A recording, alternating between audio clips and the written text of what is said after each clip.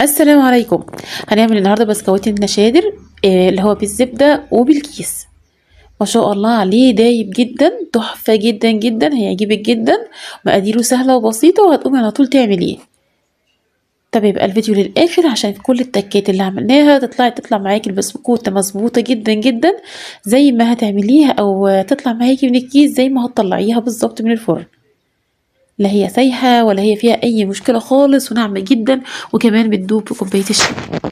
لولا ان الصبح طلع عليا كنت جربتها لكم كمان في كوبايه الشاي. بس قبل اي حاجه عايزاكم كده تصلوا على خير الانام حبيبي الرحمن ومسك الختام المصطفى عليه الصلاه والسلام، ويلا على بينا على المقادير ونشوف طريقه التحضير. شايفين البسكوته قد ايه تحفه جدا بجد والله، يعني غير طعمها خطير. يلا بينا. انا هستخدم الميزان لان في نوايا من العيد انا قلت لكم قبل كده ان الميزان ده مهم جدا يا جماعه والله. ورغم كده برضو انا هحط لكم برضو المقدار بالكوبايه عادي جدا في صندوق الوصف، عشان اللي مش متاح عنده الميزان هيلاقي المقدار بالكوبايه. انا اول ميزان جبته كده تقريبا من 15 سنه تقريبا، لسه بايظ قريب بس. وبعدين جبت الرقمي دوت ب 120 جنيه، الاولاني ده تقريبا كان يعني ب 80 جنيه ب 60 جنيه حاجه زي كده، انما دوت كنت جايبه 120 جنيه. وبرضو طريقته سهله وبسيطه وخالص وكل حاجه. المهم خلينا كده في الميزان. بصوا بقى معايا نص كيلو كده من الزبدة، 500 جرام بالظبط. تمام، اللي هو كوبايتين ونص من اللي هي المجات بتاعتنا او اللي موجود. بصي كوبايه الميه الموجوده في كل بيت دي. تمام، كوبايتين ونص من الزبده. تمام كده. ومعايا كمان 300 جرام من السكر البودر، وسكر البودر هنا برضو انخليه مرتين كمان مش مره واحده، عشان ما يخرصش معاكي ويبقى تبقى طالعه معاكي الحاجه بتاعتك مظبوطه جدا. اعذروني على صوتي يا جماعه، بس البرد والله لغايه دلوقتي مش عايز يروح. تمام. يلا بقى نضربهم كويس جدا جدا كده. تقريبا اخدت في العجان حوالي ربع ساعه، مش هكدب عليكي بجد اخدت ربع ساعه، عشان في ناس بتقول ان هي بتاخد 5 دقايق، هي خدت ربع ساعه في العجان بالظبط على ما خدت اللون الفاتح. بعد كده تمام، بعد كده بدات بقى اوزن هنا الدقيق بتاعي او انخل الدقيق. برضو دي تكايه مهمه برضو، اي مخبوزات عموما تتعودي كده انك لازم تنخليها. تمام، ونجهزها كده. وتعالي بقى نروح للمقدار تاني. عايزاكي وانتي في الاول لو بتعملي في العجان بالشكل دوت كل شويه تقلبي كده من تحت لفوق، عشان في حاجات بتبقى متركزه تحت في الحله. تمام، فعايزاكي كل شويه تجيبي من تحت لفوق كده لحد ما الخليط يتمكس كويس جدا. تمام، لو بتعملي بايدك برضو عادي جدا هتعملي زي ما كانت امهاتنا زمان بيعملوها. تمام، انا كمان ضفت هنا ربع كوبايه من الزيت على المقدار ده. تمام، بتخليها لك كده البسكوته ماسكه نفسها. شايفه المقدار اهو، يعني اللون فتح ازاي بالشكل ده كده. اول ما اللون يفتح زي كده هبتدي بقى اضيف باقي المكونات اللي معايا. انا معايا نص كوبايه من عصير البرتقال فريش. تمام، ومعايا كمان 4 بيضات زي ما انتم شايفين كده، هنزل عليهم بكيسين من فانيليا البرتقال عشان تبقى مركزه كده وتحفه بصراحه. واستخدمت كمان قصنة البرتقال، حطيت منه ربع معلقة صغيرة قصنة البرتقال عشان يبقى كله برتقال كده معايا. تمام، وكمان في حاجة كده تحفة جدا متستغنيش عنها، روح الموز يا جماعة، بتخلي البسكوت بتاعك يجيب لآخر الشارع، هتعملي أحلى بسكويت بأمانة ربنا.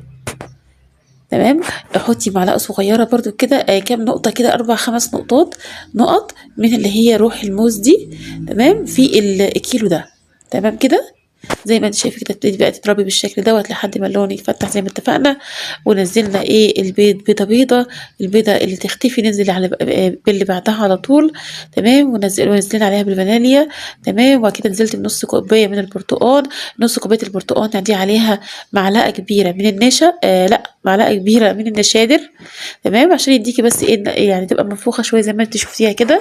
تمام، ومعايا بعد كده الدقيق ضفت عليه كيس كامل من البيكنج باودر. تمام، وبعد كده معلقتين كمان من اللبن البودر، ودي برضو تيست كده هيخلي لك البسكوته في حته تانية، هتدعي لي.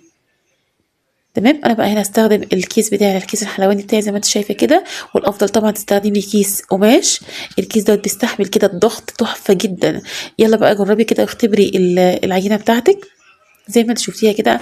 انا لميتها في ايديا ما شاء الله عليها، لا شققت ولا اي حاجه خالص.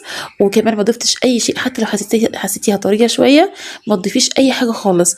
حطيها في التلاجة شويه كده واصبري عليها. تمام، أنا لقيتها ملزقة كده إيه يعني سيكة حاجة بسيطة كده، حطيت معلقة واحدة بس من الدقيق، بس ده الكلام ده بعد ما ريحتها في التلاجة كده حوالي نص ساعة، عشان أتأكد إن هي فعلا مش يعني محتاجة ولا مش محتاجة. تمام. وبعدين لقيتها لأ لسه سايحة شوية مش عارفة أمسكها بإيديا، رُحت حطيت كده معلقة واحدة بس دقيق ولميتها كده بصوابع إيدي، ما تعجنيش خالص في البسكوت، لو أنتِ بتعجنيها بإيدِك أو بالمضرب اللي هو الكهربائي العادي، بمجرد ما حطيتِ خلاص الدقيق بصوابع إيدِك تلميها، مش أكتر من كده. تمام كده؟ حضّري بقى الصواني بتاعتِك كده اللي هنحط فيها البسكويت، وابتدي بقى نزّلي بالقمع كده وإيه يعني اضغطي ضغطة كده قوية كده، وابتدي إيه بقى حطي في الصواني بالشكل ده، الواحدة اللي ما تعجبكيش شيليها ورجعيها تاني واعمليها من الأول وجديد عادي جدًا، وبعد كده ابتدي بقى بإيدِك كده هندميها وضبطيها من الجوانب كده زي ما أنتِ عارفة زي ما أنتِ عايزة الطول اللي أنتِ بقى عايزاه تعمليه بالشكل دوّة. هتاخد كده هتخش الفرن على درجة حرارة 180، هتاخد حوالي ربع ساعة في الفرن و3 دقايق بس تحت الشواية، ولو فرنِك بتعمل يعني بتسوي فوق وتحت ما تشغّليش الشواية خالص عليها، لكن أنا بصراحة هي ادِّت لون جامد إيه كده من تحت، ومن فوق إيه لقيتها بيضا فادِّتها كمان لون، إنما الكحك والغريبة والسابليه والحاجات دي ما باشغّلش الشواية خالص. طب نفترض قابلتِك أي مشكلة في العجينة زي ما اتفقنا كده، لو لقيناها طرية زيادة عن اللزوم نحط معلقة دقيق، لو لقيناها مشقّقة يبقى هنضيف زبدة، وطبعًا بالراحة لحد ما نوصل للقوام المضبوط. وبالنسبة للفرن لو الفرنة بتاعتِك عالية فعلّي الشبكة بتاعتِك لفوق شوية عشان ما تلسعش معاكِ، والأفضل طبعًا إنِّك كل شوية تبُصّي على الحاجة بتاعتِك حتى لو عاملة لها وقت. حاجة كمان ما تستخدميش السيجان يا جماعة، السيجان هي بتبقى خفيفة دي بلاش منها، استخدمي الألومنيوم بيبقى أحلى بكتير وبُصّي الحاجة بتاعته بتبقى ممتازة جدًا ومضمونة. بالنسبة كمان لطريقة الحفظ زي ما أنتِ شايفة كده، علبة بلاستيك كده جواها كيس أو حاجة، وممكن كمان نستخدم ورق الزبدة ده أو ورق الجرايد، زمان أمهاتنا كانوا بيحطوا ورق جرايد تحت وفوق عشان الرطوبة. وكل سنة وأنتِ طيبة، مع السلامة.